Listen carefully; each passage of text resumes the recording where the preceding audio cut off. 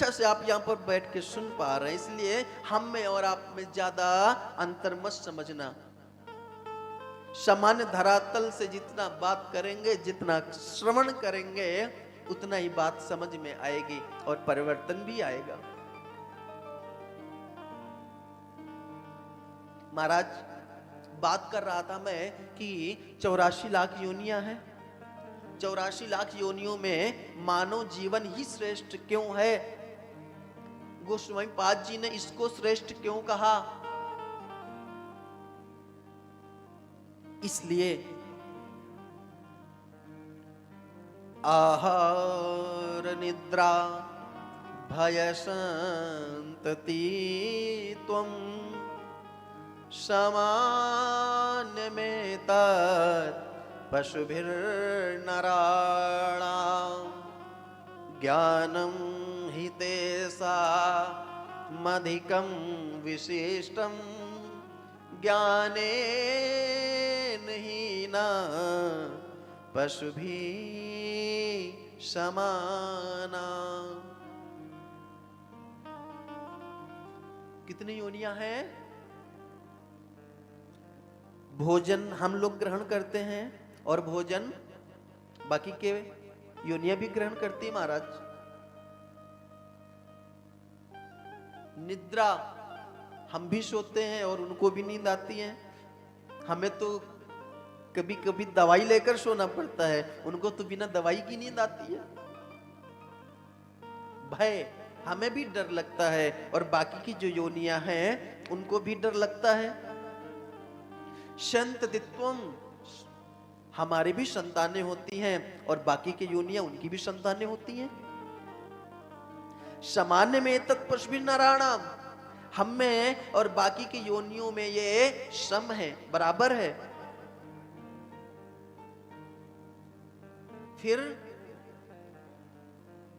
मानव जीवन एक ऐसा है जो सत्कर्म करके अपना जीवन धन्य कर सकता है, बाकी के पशु पक्षी नहीं कर सकते। बाकियों के लिए कथा सुलभ नहीं है। बाकियों को सिर्फ भोग योनि भोग भोगना है महाराज, और हमारा जो ये मनुष्य जीवन है ये परिवर्तन के लिए है कि अपने ऐसे कर्म करें, भगवान नाम जप करें जिससे आवागमन से छुटकारा मिल जाए। और ये बात जब तक जीव गर्भ में रहता है तब तक उसको स्मरण रहता है और वो भगवान से प्रार्थना भी करता है कि प्रभु एक बार इस गर्भ से बाहर निकाल दो। इस घोर सबसे ज्यादा नरक, गर्भ को नरक कहा गया है। क्यों महाराज? एक बिच्छी डंक मारता है तो कितना दर्द होता है, जिनको मारा होगा उनको पता होगा। एक बिच्छी जब डंक मारता है तो कितना दर्द होता है।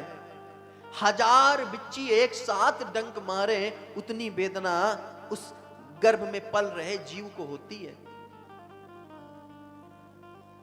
कपिल उपाख्यान में महाराज कपिल भगवान कहते हैं, मां देवहूति से, मां गर्भ में जीव को नरक जैसी यातनाएं होती है ना, उनसे कम नहीं भोगना पड़ता, उतनी यातनाएं भोगनी पड़ती हैं। मां कुछ तीखा खा ले तब उसको वेदना, मां कुछ खट्टा खा ले तब उसको वेदना, गरम, हर एक वेदना उसको झेलनी पड़ती है। और जो अंदर जीव होते हैं, कीड़े होते हैं जो भोजन को पचाते हैं, और वो जब भोजन नहीं मिलता तो उसी के अंग को नोचते हैं महाराज, चुभाते हैं।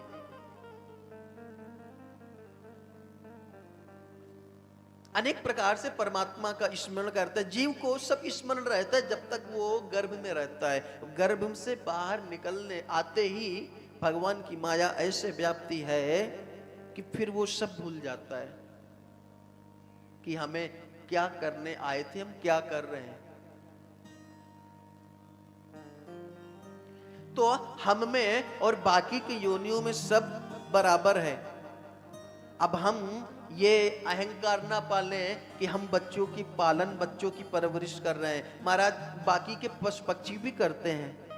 एक पक्षी होती है, चिड़िया होती है, वो घोंसले से उड़ के जब रात को अपने घोंसले में वापस आती है तो अगले दिन उसको भोजन मिलेगा कि नहीं मिलेगा कोई कंफर्म नहीं होता, फिर भी वो अपने घोंसले से उड़ के जाती है और कहीं ना कहीं से उसके हिस्से का दाना उसको प्राप्त होता है। वो टोट में लेके आती है, अपना एवं अपने बच्चों का पालन करती है।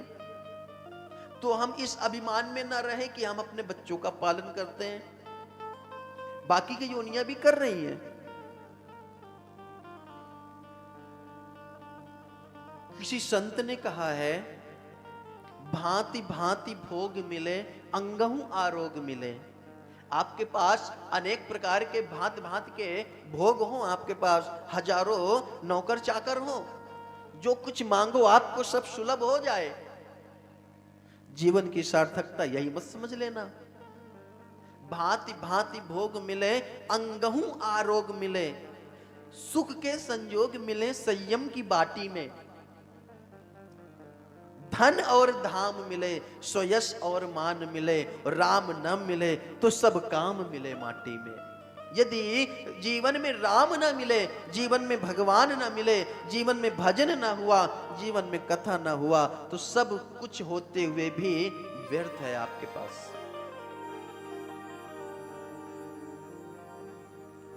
इसीलिए हम सबको क्या करना चाहिए? बोलो, क्या करना चाहिए? हरि का भजन, नारायण का भजन।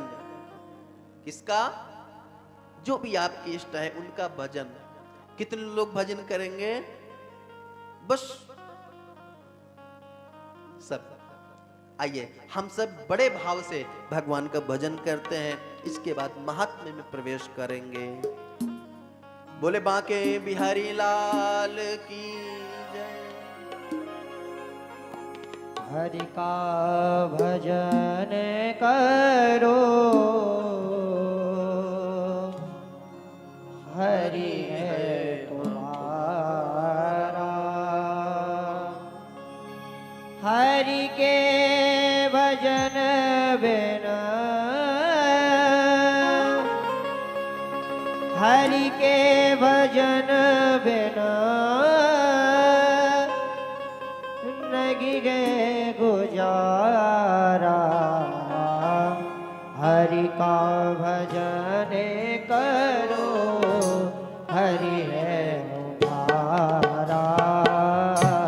हरि का भजन करो, हरि है तुम्हारा।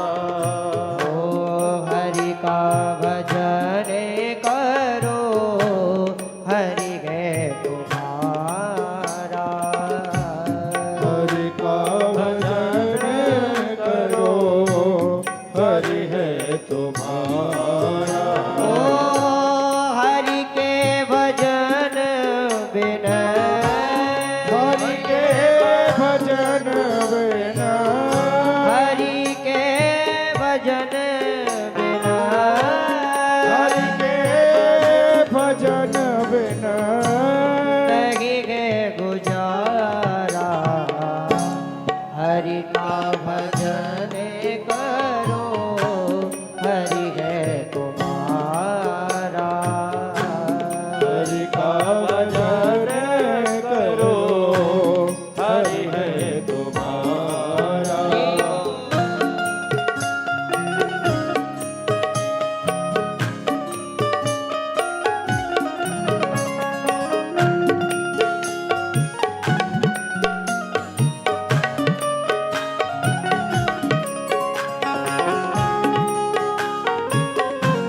श्री राधे।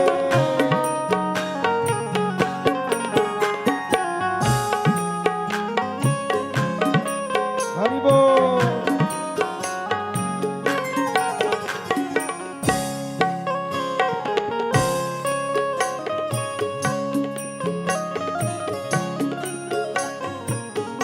हरि नाम से तेरा